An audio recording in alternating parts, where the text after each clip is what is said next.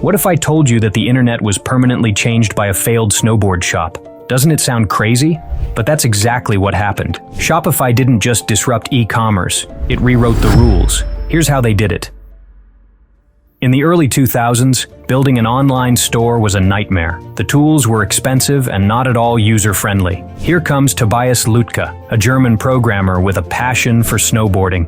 He was frustrated with the e-commerce platforms of the time, and he decided to create his own. He started as a solution for selling snowboards, quickly turned into something much bigger, a platform that would enable millions of business owners globally.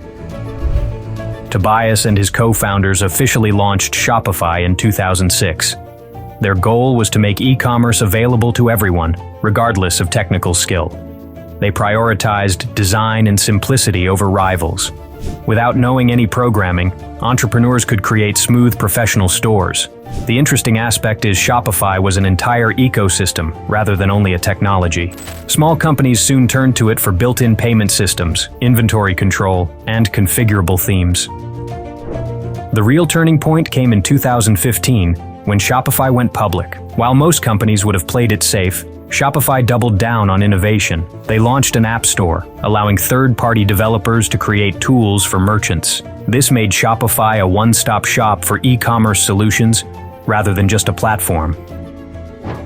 And then they introduced Shopify Plus, a premium service designed for big brands. Companies like Gymshark and Kylie Cosmetics jumped on board, proving that Shopify wasn't just for startups, it could handle the big companies too. Shopify became a lifeline for businesses as the world went under lockdown in 2020. Along with new tools to help traditional stores go to digital, the platform offered extended free trials. Shopify's revenue doubled while its stock price shot skyward. Behind the scenes, Shopify was quietly using data to stay ahead. By studying trends across millions of retailers, they were able to know what merchants needed before they asked. This data-driven approach helped Shopify to develop faster than competitors, so securing its supremacy.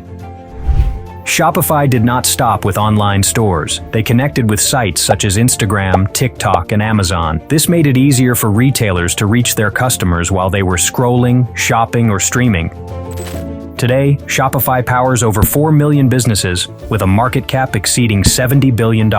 So, what's the key to their success? It's more than just their technology. It's their consistent commitment to empowering entrepreneurs. From a snowboard shop to an e-commerce giant, Shopify's journey is proof that even the smallest ideas can change the world. So, what do you think? Can anyone challenge Shopify's dominance? Let us know in the comments below, and don't forget to like and subscribe for more stories of business brilliance.